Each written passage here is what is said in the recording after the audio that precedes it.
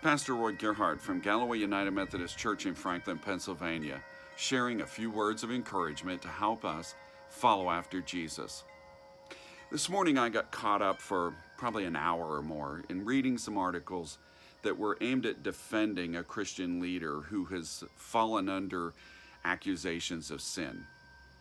I was caught up in those articles, hoping that I was going to find evidence that all of these accusations against him were made up, that he would somehow be vindicated, and that this whole thing was a big lie. I didn't come away at the end satisfied that I had found that. And that leaves me just heartbroken, still just grieved to find a Christian leader who has fallen egregiously in sin.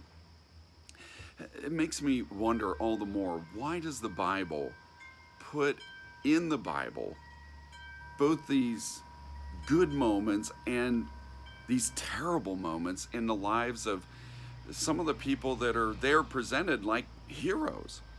I mean, we see people in the Bible presented not just at their best, but sometimes at their very worst. And when we're looking at them as these really great heroes of our faith, why do we then in turn see them as terrible failures?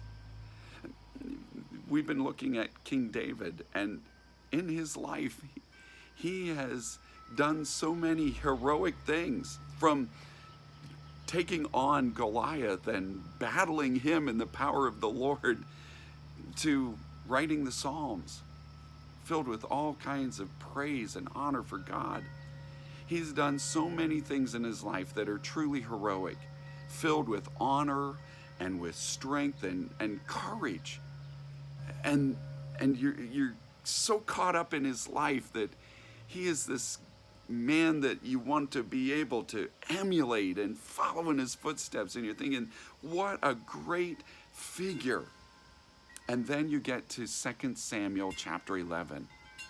And there it puts on full display a horrendous failure in sin. David had sent the army out on campaign, and he stayed behind at the palace. While he was there, he took notice of a woman bathing on the roof of her house. And as he observed her from his elevated position, he found her very attractive, and he decided to get her information. And so when he invited her over to his house, he knew full well that she was a married woman and that her husband was a member of his army that was out on campaign. And yet he went ahead and had an affair with her. When she became pregnant as a result, he tried to deceive her husband into believing that it was his child. But when that failed, he set him up to be killed. Whenever we read this story of David, it leaves us in shock.